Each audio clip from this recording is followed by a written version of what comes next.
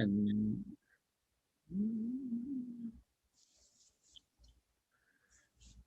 all right, there we go. All right, guys, welcome. My Muscle Connection, episode 5. Chris will be with us in a little bit. Right now, it's just me and Dominic until Chris gets here. Let's see. What else? Actually, since you were talking about it, and because I'm interested in this while Chris is on here, what else is in that shit, that bone broth? Because like my joints hurt like hell, and like I need stuff to help for them. So bone broth here I got by Aspire Nutrition. What's in it is it's natural bone collagen concentrate from chicken, beef, and turkey. And been taking it for about a week. It's got the all natural types of 1, 2, 3 collagen, and just really good for joint health. Like I had an injury last week, and I've been taking it for a week, and my knees, I can't believe how fast my knees healed. You know, back in times like the Great Depression and stuff, people used to eat chicken bone soup, things like that, and it had a lot of that stuff in there. And their joints, from what I heard, their joints were a lot stronger than now because we eat everything clean off the bone. We don't eat bone material. Right. So that's why our joints are weaker now. From what, because you eat muscle, gain muscle. Same with joint material. Broth, MSM, chondroitin, glucosamine, collagen. If we ate those things in high concentration, our joints would be able to repair faster.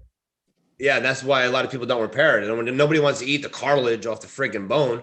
So, now they just said, hey, let's put it in a powder form, pill form. You take it, once, twice a day. And, the results are showing for themselves. I mean, this time last week when we did the show, my knee was in pain. I couldn't even bend it.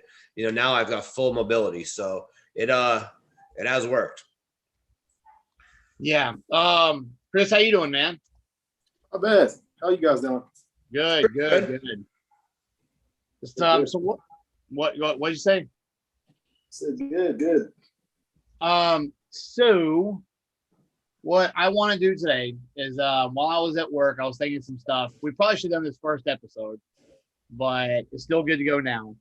I am going to ask you guys some stuff about bodybuilding, more than just like diet and training and shit. And just get you guys' opinion on a few things that I thought of. So the first one I want to go into is, how do you feel or what do you think when somebody accuses bodybuilding as being an addiction? Like, because I hear people will almost say it as if they're relating it to a drug addiction. They're like, it's an addiction. People are addicted to it. They're addicted to how they look. And it's like, usually it's from people who don't understand. So what do you think when somebody says that? Dominic? I think we all have addictions. I think there's not a person listening to this that does not have an addiction. I think bodybuilding is 100% an addiction. And when it comes to addiction, you can't just remove it and that's it. You just replace one addiction from another addiction. You go from addicted to drinking alcohol to addicted to bodybuilding, or you go from addicted to bodybuilding. And that's why I think, some other pills and stuff like that get addiction, because when you give up one thing, you got to replace that addiction. So I think it's 100% an addiction. I'm happy to say I'm addicted to it. And there's nothing wrong with addictions. People think addiction, they think there's something wrong. Oh, the guy's an addiction. No, we all have addictions. Yeah, I agree. There's always, I would say it's more passion than addiction, but however they want to look at it, it's fine. They're not the one doing it. I've seen people addicted a lot worse. Chris, what do you think? Well, when you say addiction, like being addicted to something, as long as it's not like hurting others and, messing up your finances. Well, when I first got into the sport, I know my first coach told me, he's like, don't be one of those individuals that get in this sport to take out a second loan or a house just to do a show, so that's when it's becoming an addiction, in my opinion, when it's like ruining your life. But if you're just doing it in a positive aspect, I see nothing wrong with it. I think it's an addiction, but it's also replacing, like, you've got bad ones, and a lot of people replace the bad ones with this one, and it does a lot better for them. I'm one of them. So when people say it's an addiction, I always get the tone that they mean it negatively when I see it as a positive thing. Like, I used to do all this other shit that I don't need to be doing anymore. So if I'm eating structured and training and that's keeping me out of drinking and raising hell and blowing money on dumb shit or whatever, then, so be it. It's addiction. I don't give a fuck. Like, I'm better off doing this anyway. And like Chris said, as long as it doesn't take you to the point towards dragging you down. I mean, most of us do this with the goal of moving up because that's the kind of mentality you have to have, especially when you get to the competing aspect. You don't go to compete to fucking lose. So, a lot of us do this to become better. And so whether it's health, looking better, competing and winning, the most people I know that do this, there's some kind of goal that makes them better. So, I can see people getting to the point to where it drags them down. But for the most part, I think it's a good thing for people, honestly. Anything else? In regards to addiction, I say stop thinking of addiction as always a bad thing. That's not always the case. That's the first thing people think of as an addiction. Alcohol, money. What about winning? What about success? People have a success addiction. They want to be the best. I think Kobe Bryant getting up at 3 a.m. to shoot basketballs by himself was an addiction. But that's what made him better. If it's bringing people around you better, that's fine. If you're one of those with an addictive personality, this is probably your sport. So I mean, at least you can channel it something more positive. I've never in my life have ever done like any recreational drug because I know that I have an addictive personality. I know that if I did it once, I would have to do it all the time to the absolute extreme. And for that very reason, I know that I can never touch it because I would have something that I can never stop. When it wasn't drinking, it was dipping snuff, smokeless tobacco. I would have to do that all day, every day since I was fucking 14, 15 years old. I did to the point where I was like 35 maybe. I mean, 2 cans a day regardless. I mean, as soon as I got out of boot camp and I was like, man, I can quit. I was on the plane fucking packing and fucking getting high as fuck on the airplane dipping stuff. And it wasn't 5 minutes I was in the airport. I was already buying the shit. So I've had a few of those addictions to battle and get rid of. And so I do have an addictive personality and channeling it into this and also channeling it into success, like with the 2 YouTube channels I do with goals on trying to build a training business and stuff like that. It keeps me busy to where I almost treat that with the same attention as I did with having to drink and stuff, if that makes sense. Yeah. Just traded one addiction for another. Yeah, and I made it a positive one. I don't think there's anything wrong with that. In that case, if I'm addicted to that, then who gives a shit? It's gonna pay off in the end. If you all, Chris, I'll start with you. If you were not pursuing bodybuilding and it was like not even an option for you, where would you see yourself? What do you think you'd be going towards? Who do you think you would be? What career? What do you think? Honestly, shit. I was thinking, when I quit football, I remember how lost I was. And I just continued going to the gym and I was like in limbo for the longest time. So if I didn't compete in bodybuilding and I just never played, any other sport, I probably just would work out and just probably being married with kids at this point. Just doing the regular 9 to 5 white picket fence bullshit. Yeah, I would have graduated a long time ago and had my degree and everything and probably settled down. Well, I mean, I don't think the normal life is for people like you guys anyway. So I don't know if that would be the right way to go or not. Domenick, what about you? I'd be a millionaire easily. I say that because before, when I first got here to Hawaii, I started up my own website to start doing online businessing, and I'm reading these business books, and it started to pull me away from the competing factor. And as we've talked about before, it's winning is all obsessive and consuming. And if I wasn't bodybuilding, and I've had this talk recently with my girlfriend, I was like, once the stage is done, I'm done competing. I'm going to be investing my time and money and effort into, being financially secure forever. So it's bodybuilding is such an expensive sport, the food, the traveling, the supplements, the training. it's hard to want to, hey, I want to invest $8,000 in XRP. You don't have the money for that unless you happen to be really, really rich. All your money gets involved, re-put back into the sport. And I'm perfectly happy with that right now. Perfectly happy with my decisions. But I know that if I was not doing this, I would be just rolling in money, being one of those, really rolling it with money type person people. So regardless, if it wasn't there, you'd be all in on something else, trying to get as high as you can get, pretty much. That's the attitude. Yeah. I can't be a normal person. If I was, I'd light someone on fire just to see what the fuck happens. I can't be normal. Now, here's a good one. I got a point I'm trying to make with this question.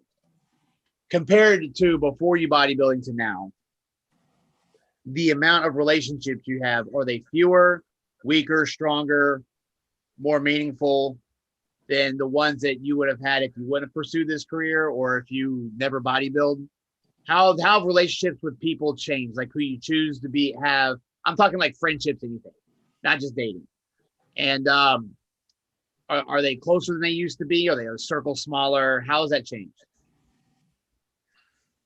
I guess I'll start. I've never had a big circle, and the older I get, the smaller my circle becomes, and especially when I'm in prep, I don't talk to anybody. When it comes to relationships, shoot, damn, my longest relationship's been just less than a year.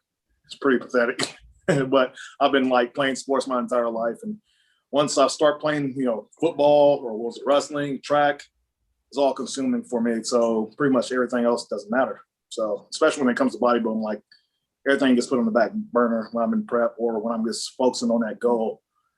I have my most meaningful relationships have been with my coaches. They'll always become like Patrick now is like, I can honestly call him like a father figure because I talk to him more than anybody else at the moment.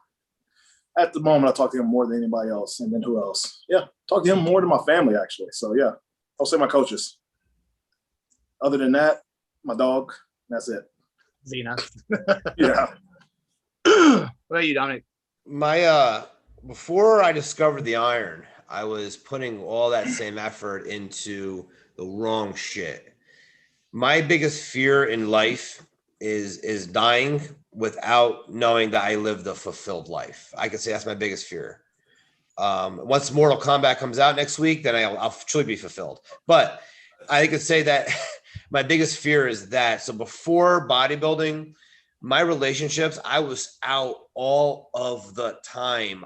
You name a club, party, I was there. I was always chasing the next thrill, the next high, that hotter girl, that next this, who can I bring home? When I would walk into a party, people knew I was fucking there.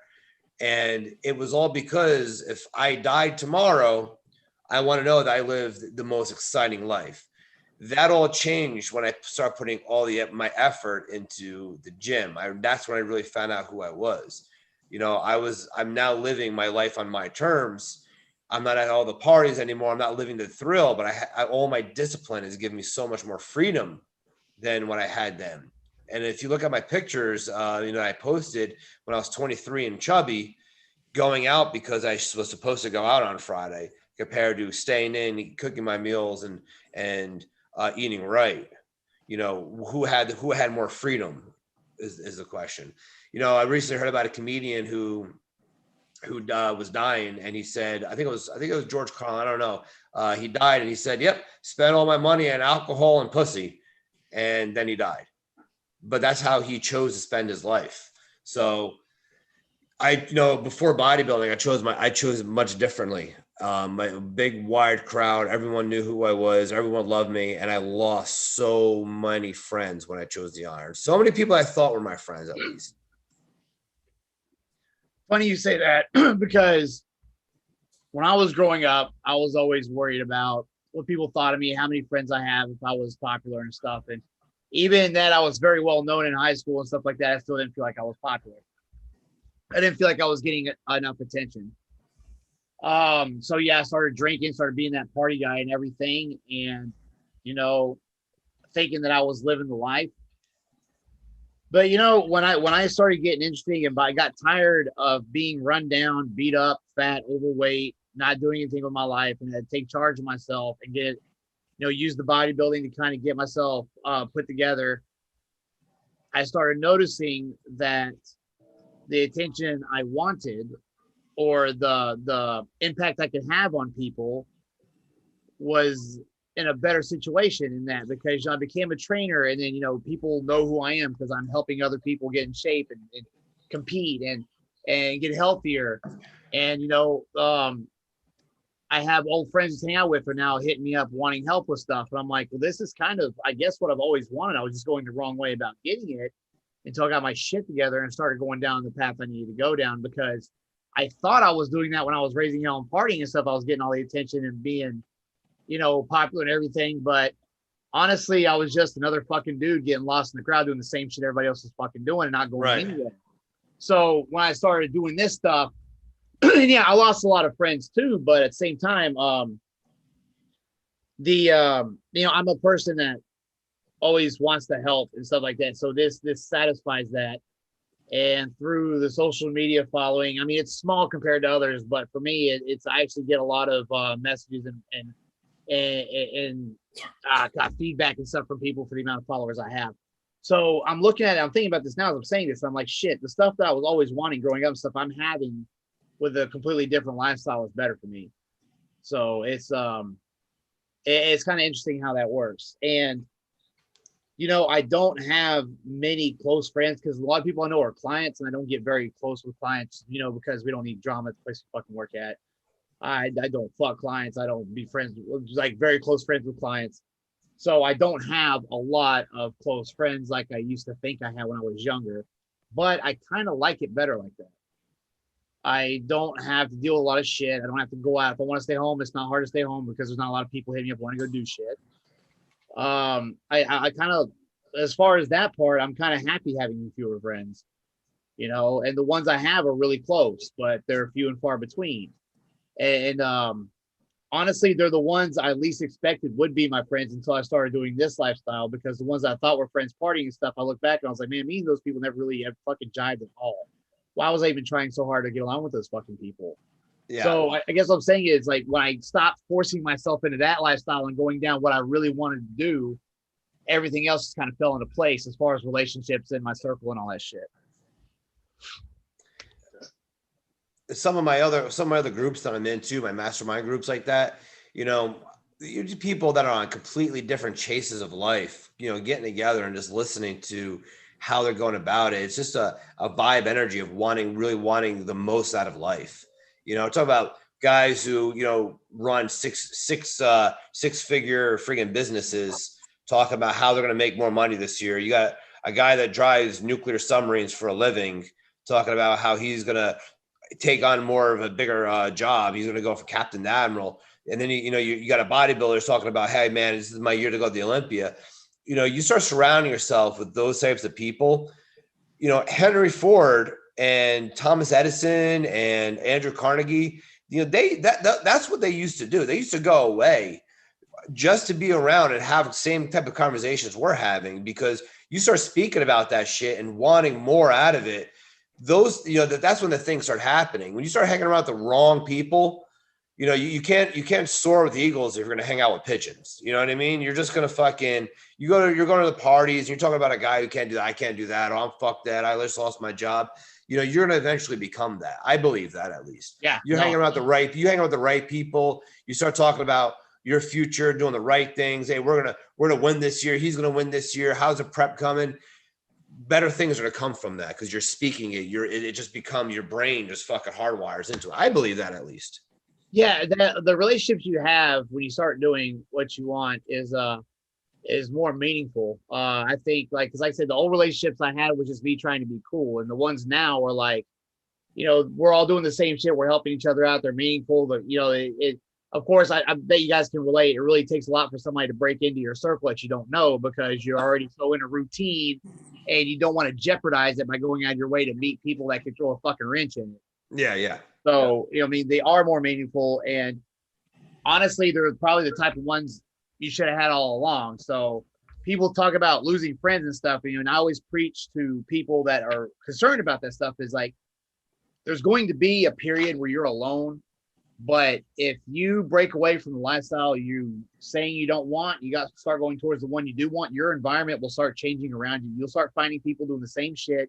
You got to start hanging out together. You'll start being in places where it supports it. But you have to make that step first and get out of that comfort zone before that new comfort zone forms around you. And that's the hardest part for people, because the minute they get out of there, they want to start taking steps back in the fucking bubble because it's like uncharted territory and they're doing it alone. Yep, absolutely. So that's people listening are thinking about doing this. Yeah, there is a transition period. Yeah, it sucks. Yeah, you're going to second guess yourself and you're going to be lonely. Do you keep pushing it and you get through that paying your dues part and stuff will start forming around you. I'm not going to say it necessarily gets easier, because you should be resetting your goals every time you hit one. It should always be hard, but you're going to be more likely to do it because you're going to have some kind of team or support behind you and some kind of environment that's going to help you out. That wasn't there the first time. Quick, I got a quick question from somebody saying, I think we probably covered this already. Do you consider bodybuilding as a lonely sport? This is arguable. What do you think? Well, if you ask me and Dev's answer is going to be completely different from mine, because he's still social. Yeah. I'm like, no, I like being to myself, me and my food prep, me and my dog. Yeah. Going to the gym in isolation. I like being left alone when I'm in prep.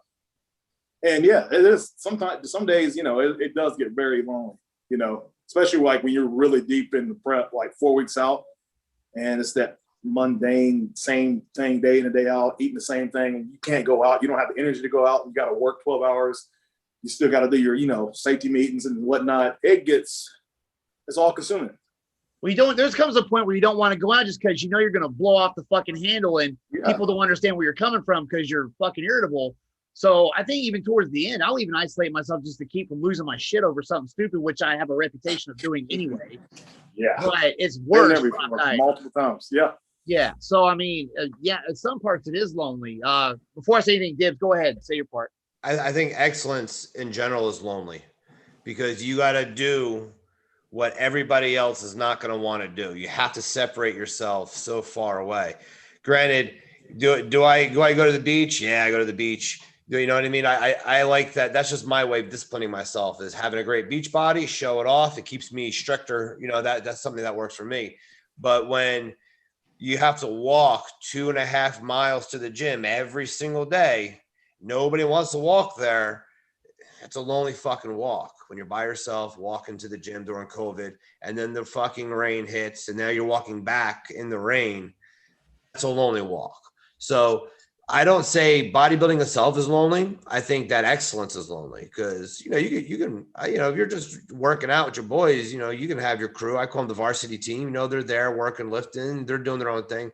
But you want to be a champion, you're going to have to do some shit ain't nobody else want to do. Yeah. And I do think you can control the amount of loneliness, but at the same time, you're also jeopardizing the results if you get too comfortable with it. Like, yeah, it's lonely, but you'll find, like I was saying a minute ago, you'll find people that'll get along and do stuff with and whatever, and you'll learn how to get around it. But there does come a certain time where it's like, okay, is this a hobby? You trying to fucking be the best? And that comes to where, okay, do I keep incorporating people and stuff and jeopardize winning, or do I shield everything off and do what I got to do and hopefully they'll understand? And honestly, I think a lot of people have a problem with that. Like, at least some. Because I believe that we have a pack mentality. I mean, people travel in packs, and that's just how it is. And you have a few alphas that are alone, but for the most part, people, they fucking copy each other. Like, you go to the fucking gym and you wear something that nobody hasn't seen there before. Within 3 weeks, everybody's fucking wearing it. I mean, people have before. I remember one time I fucking wore no guys ever wore leggings in Powerhouse. Lonnie used to wear them all the time, and I was like, I'll fucking wear them too. And we used to kind of joke around about it. And within a fucking month, all these fucking dudes were wearing leggings and shit in there. And I was like, it's nuts how people will conform. But that one dude that steps out of the bubble, and then everybody follows what the fuck they're doing. So there is a part where you kind of have to go against that programming and be alone. I tried to bring in the tucked in tank top, but that didn't work out. I did. Tucked in tank tops. Try to bring it back.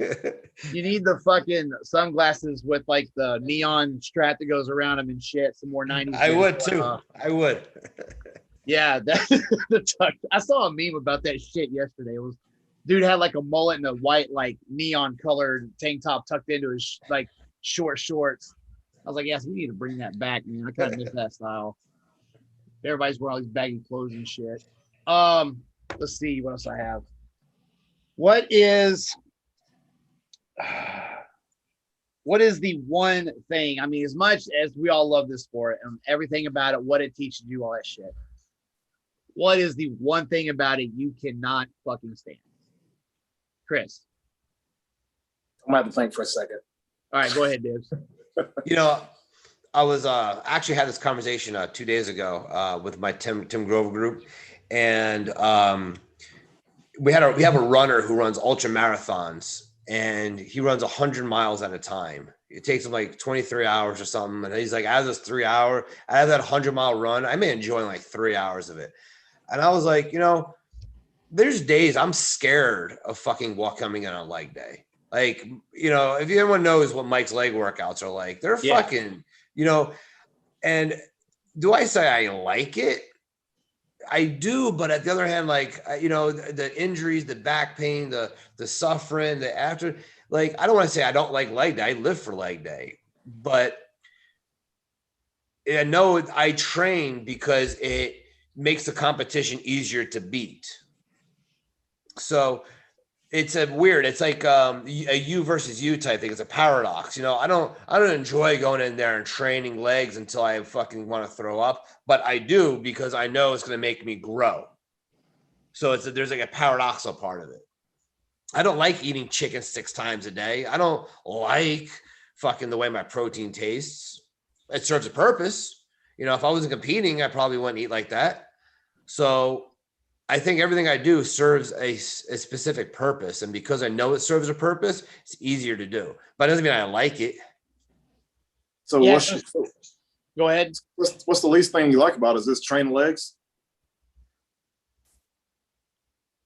I think the least thing I like is the uncomfortable feeling afterwards. Like I'm done for the rest of the whole day. My whole day's done. Once I'm done with legs, that's it. My day's shot. I'm sitting on the couch, but I'm still having an accomplished feeling. Yeah, that's good. I think people focus too much on, like what you were saying, they focus too much on the elements like the food and the training. They're not thinking about the end result sometimes.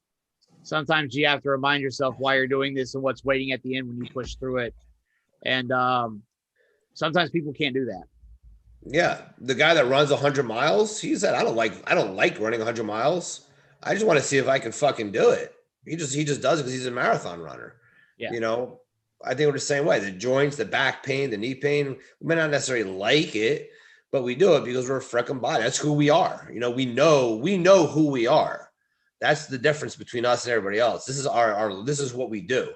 You know, if you don't know what you do, you'll never make it through this fucking program. You know, I'll never do CrossFit.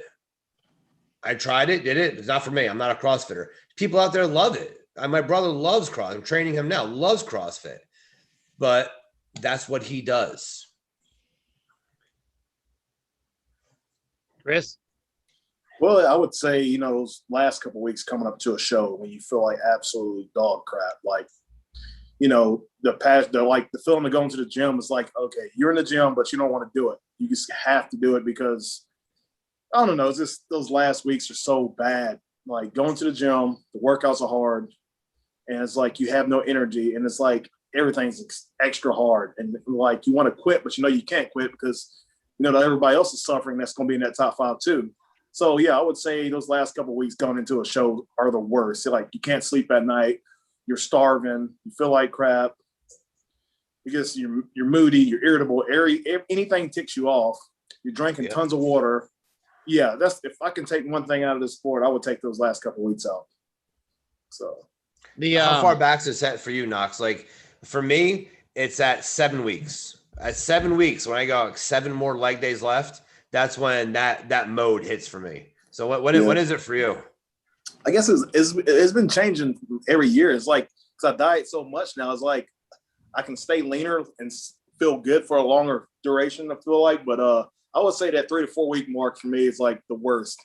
And that's when I really start, okay, I got X amount of workouts until, you know, I do count my leg days because those are hard days. And back, legs and back are like the days like I know I got to go all out. Well, I want to go all out on everything, but those days essentially like are the vital days. So yeah, I count everything 3 to 4 weeks out. Then I start counting everything, start counting my cardio sessions. And I guess I got to find, when I get that fatigue, I got to find things to get my mind off bodybuilding. I got to like do anything. I don't want to talk about fitness. I don't want to look at, when I leave the gym, I don't want to hear anything about fitness. I guess if I can just watch anime for the rest of the day or just read a book, that's something I want to do, you know? Like, yeah, last couple of weeks of prep, that was the worst for me. Don't you think when somebody meets you that doesn't know you, they immediately think you want to talk about bodybuilding and shit when usually you just want to talk about some other shit? Yeah. Sometimes, right now it's all good, but like when I'm deep in prep and it's like I eat, sleep bodybuilding, and I'm like, fuck, can we talk about something else? Like, can we talk about anything but bodybuilding? And like, I'm not a foodie anymore. I don't even want to talk about that. So it's like, okay, I don't know what we can talk about, but anything related to fitness. Let's talk about anything else. Yeah. And, you know, something about this part about doing the stuff you don't like, I think it is also counterbalanced by the fact that there's a sense of pride when you do it because, you know, you just did something a lot of people won't do. Yeah. So that kind of makes you want to push through it. You know, you're like, man, this sucks. But when I get to the end of it, I'm among a very small percentage of people that cannot or will not do this shit. So it's just a mindset you have to have when going into this stuff. You guys listen, like this is the shit you have to fucking think about. You know, you listen to the stuff we're saying and listen to how we're saying it because this is the mindset you have to get through it. Yeah, you don't want to get up and do two or three cardio sessions a day for like an hour or whatever. But you know what?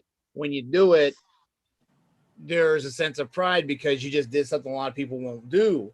So, I mean, and that puts you in another step up. And there's got to be some pride in that. So, you know, that's just one instance. It's like the eating for purpose. Yeah, I don't want to eat this shit, but you know what? I want to fucking win. You know what? I'm tired of having to suck in my gut to put my pants on. I'm tired of holding my breath to tie my fucking shoes when I've been down. So you know what? Eat the fucking food because that's going to get rid of that. You know, you have to think about why you're doing this and you have to reprogram how you think about shit before. And a lot of ways to do it through experience, but you know, I know a lot of stubborn people out there. For you that aren't stubborn, fucking listen to the shit we're saying because if you can conform to this somewhat, you'll be better off. Yeah, Dr. Dre, I think, spent 76 hours in the booth making music without sleeping, without eating. He was going because he was just in the fucking zone. And you know, bodybuilders, we know how to get into that. We know how to get into that zone on prep when it's, you know, crunch time and everything else in your whole life takes a fucking back burner for those last few weeks. I've been trying to teach myself how to shut my emotions off when I get to that point because I'll even talk in a tone and won't even mean it. And people start getting butthurt and shit. And I got to start getting mad about, dude, I don't say who it was, but he probably took me the wrong way yesterday because I have a peeve about asking somebody how many sets they have and they don't give me an exact fucking number. And I lost my shit yesterday. And I was like, and luckily in that gym, when we do that, nobody takes it to heart and we're all good. But I was like, how many you got left? Oh, a lot. Okay, well, how many is that? Well, I just started. I didn't fucking ask if you just started. How many fucking sets you have left? I need a number in return so I know when the fuck to come back. I was like, Jesus Christ. And like, yeah, 4. Okay. I was like, 4. Okay, fuck, 4. We'll be back. Like, dude, just give me the damn number. Like, quit dancing around it. Be a man and give me the fucking number. I see that in military all the time. So yeah, man, I got like 9 sets. I'm like, of what? I'm like, I'm working in. I'm working in. Bleed out. I'm working in, bro. I tell them I'm working in. Dude, I saw there was only like 6 people in the gym, and of course they're on all the things I need because I'm working and I'm irritable. So you know, let's just piss Jet off today. And one of them was on his phone in between sets. He looked at me and I was just like, nah, dude, we're not doing that today. You need to do your set or get off because I'm not in the fucking mood for this shit. You know, I don't. That's one thing I don't like. Like, if you're using the machine, fine, you let us work in, fine. But like, if I see you on that phone texting Boo Bear, you're gonna get off that fucking leg extension real quick. Yeah. My least favorite is when Somebody asks you, hey, can I work in? Sure. And then they want you to rearrange whatever the fuck you're doing to help them. Like you'll be doing squats and they'll get motherfucker bring the bench over, put the thing on. Hey man, help me move this. Man, I gotta do this shit every fucking time now, bro. Shit. Yeah, or superset and powerhouse at 5 o'clock, forget about it, man. The moment you get off that, Hell no. the moment you get off that machine, somebody else, you might as well put that on Airbnb because somebody else has moved in and jerking off in your sink, bro. Yeah. I have a few gym peeves that that just fucking chat my ass. Like, I think I did a video on where people lay on the incline bench. They think the bench has to be in their face because, if it's bolted to the ground, it could be right here. You have plenty of room, but they'll slide down and can't see shit trying to grab dumbbells. Like, dude, stand the fuck up and lean against the bench. What the fuck are you doing? When I put my clients on the bench, I'm like, dude, what the fuck are you doing? Extend your legs, stand up and get some room so you can do this exercise because you look ridiculous right now. Or you grab a weight and you want me to spot you and you got 10 reps and you start struggling on rep 2. That means you need to lower the fucking weight. I'm not picking your ass up for 8 fucking reps. Somebody will do that and they'll be like, okay, I got 7. I'm like, are you kidding me? Rack that shit. What the hell are you doing? This is your workout, not mine. Mine's over there waiting for me to get the fuck back. What are you doing? Sometimes you catch me at the wrong time. I will not filter my shit and I will just say it. So what about peak hours at the gym and somebody stands right in front of the fucking dumbbell rack? That shit pisses me off. I'm like, you're not the only person in the fucking gym that needs dumbbells. Move the fuck out of the way. What are you doing at Powerhouse? And they do that shit at Ironhouse. What's that? Yeah. But I'm doing a new all dumbbell workout I got out of Muscle Mag. I was just trying it. Like, dude, come on. There's so much equipment here. Like, leave the dumbbells for some other people. Grab your fucking dumbbells and walk back. Let other people get the 2 dumbbells, okay? Don't stand right in front of the fucking watch the dumbbell world burn.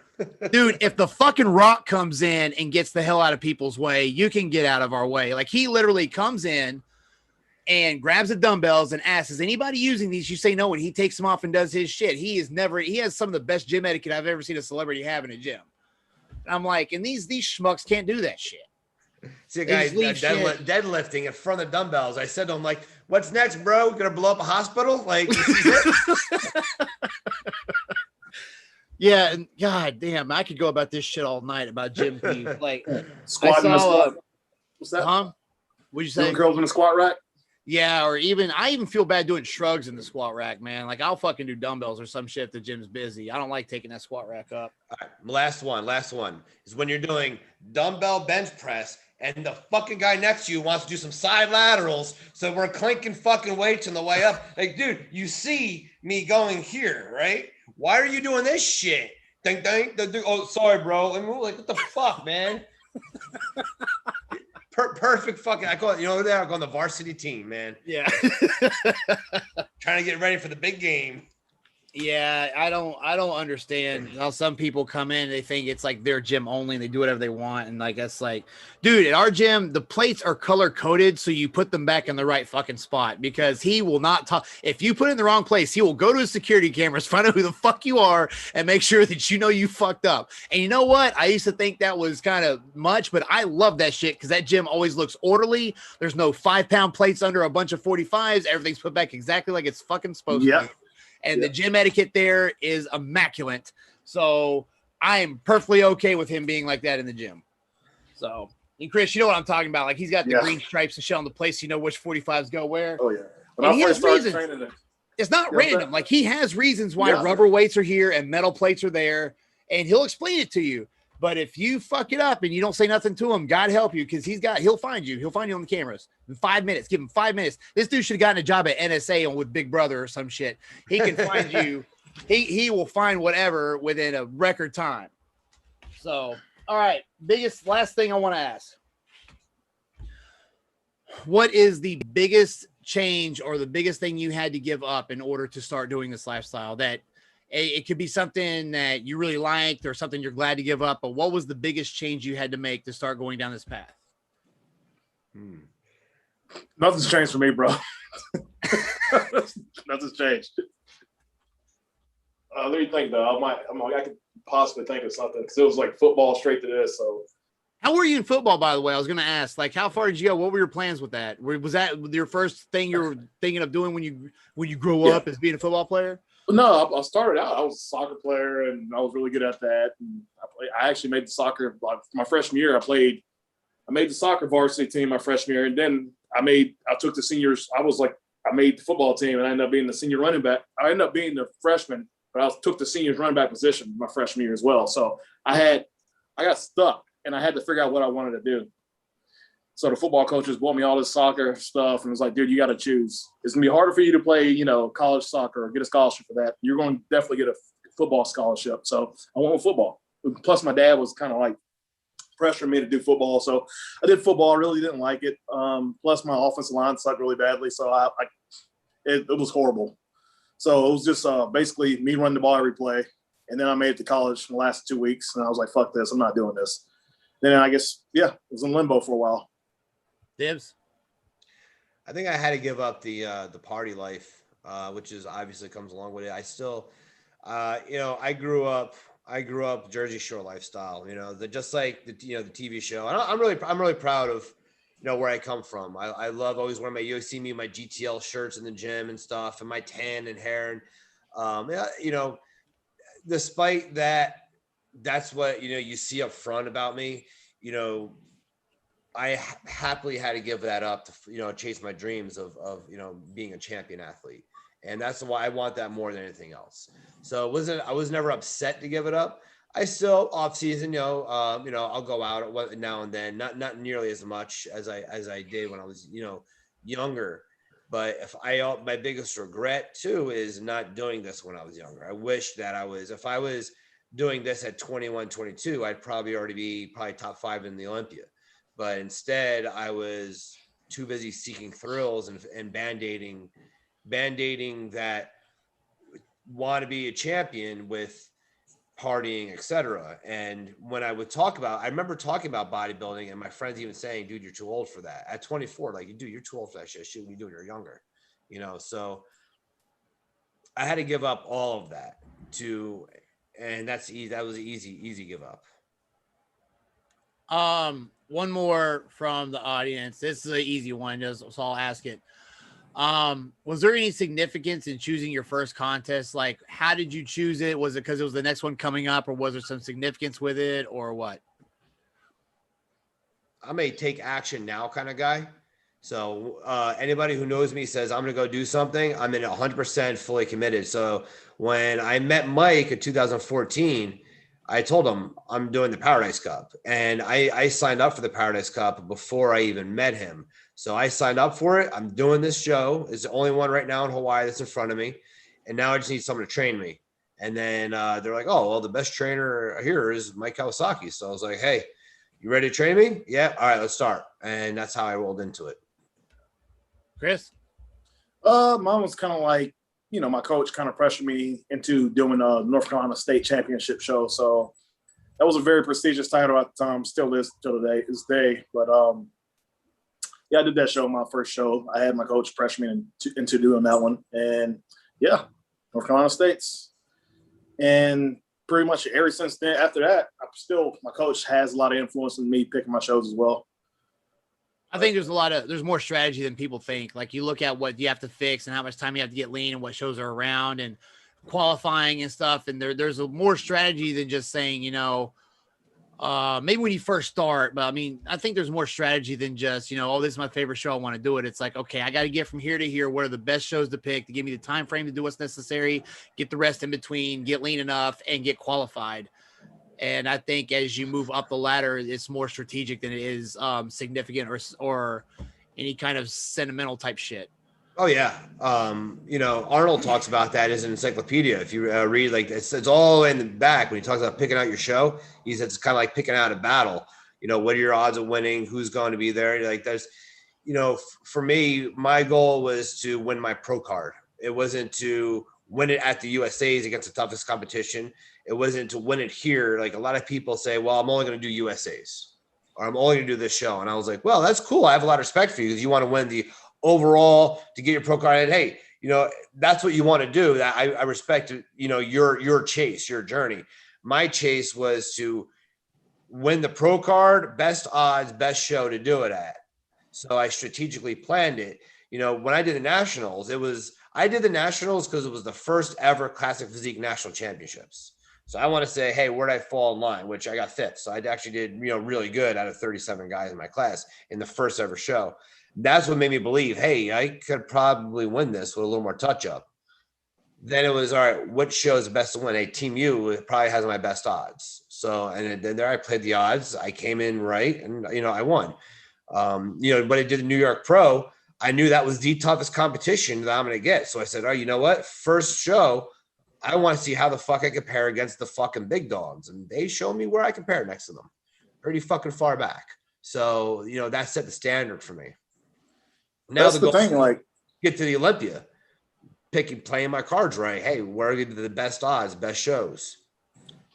That same mindset right there, you can actually take that same mindset for your pro debut and use that on the amateur shows as well, like the national shows, because if you can win USA's or, the Arnold or, even like nationals, place top 5 in those shows, you're already proven. Once you go, you can step right in with the pros. Now, you got some competitors that like, okay, I'm going to pick this show overseas that I know nobody's going to be there so I can win my pro card. I think that's not the wrong approach, but I feel like once you step on the stage against the big boys, it's going to be a reality shot, because there's some shows overseas that you can do and like nobody shows up and you win your pro card. Mm-hmm. So. I think it's myself included, because I haven't done this, but throw yourself at the wolves once and just see where you stand. Because like you said, that can help you be a wake up call back. Okay, there's work to fucking do. Or you might be like, you know what? I'm better off than I thought I was. So I think every once in a while it should be smart to do that and see where you stand. Yeah, I know. I stepped on the national stage in 2017 for the first time, and they hit me hard. I was 41 guys in my class, and I got 15th place. I was like, oh crap, I need to do some growing. And I really gotta, really fine tune some things. So yeah.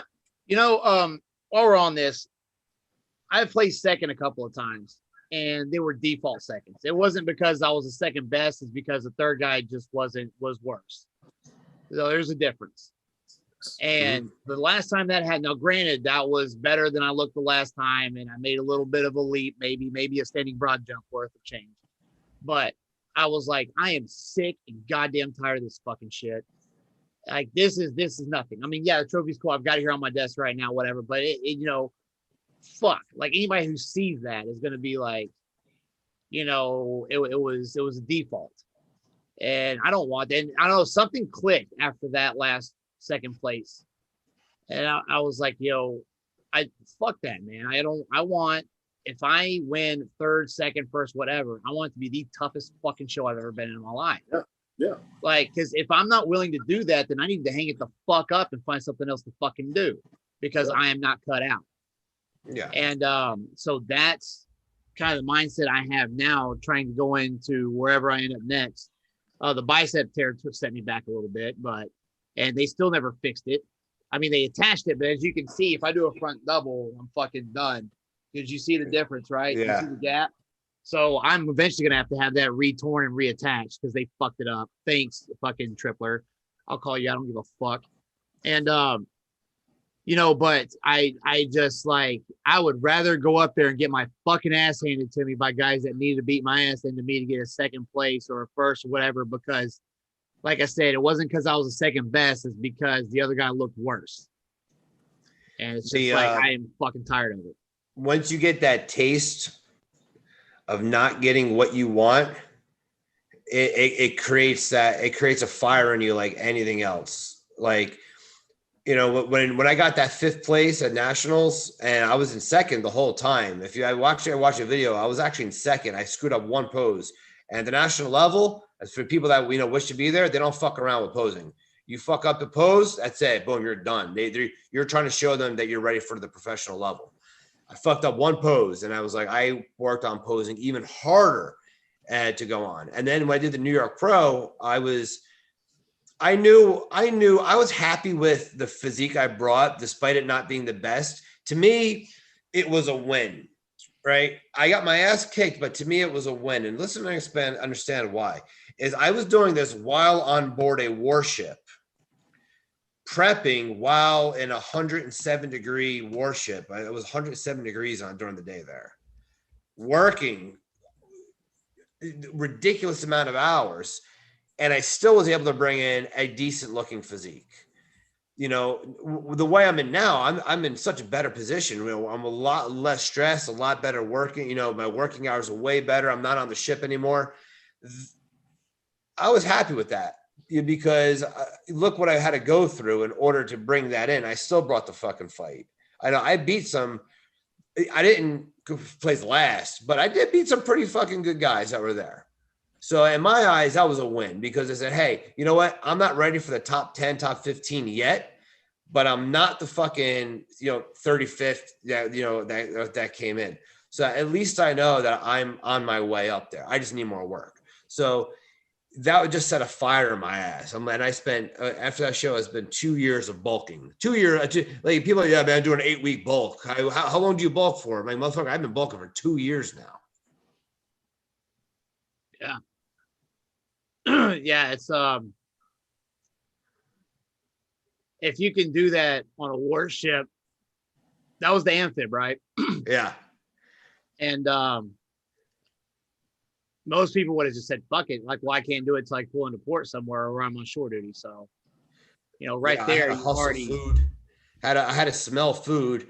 Like, this is how crazy it got. I used to sneak up to the wardroom where the officers worked, and they would throw the food out. So one of the cooks used to let me go in and take the food. I put it in a Tupperware, and I used to keep it in the fridge where I worked.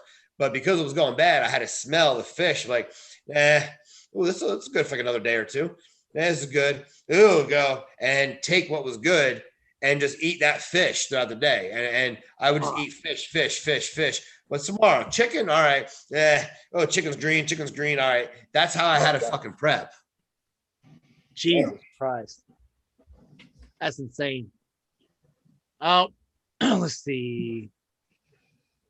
We're about at the hour mark. All right. Thanks for everybody who joined and who gave the comments and the questions. Is there any issues with next Thursday at 8:30 or we got to change it? Would be good. I'm good now. I'm on a set schedule, so this could be weekly 8:30. Okay, cool. So we'll be back next Thursday night, 8:30, and we'll see you guys then. All right. Shoot. All right. See you guys.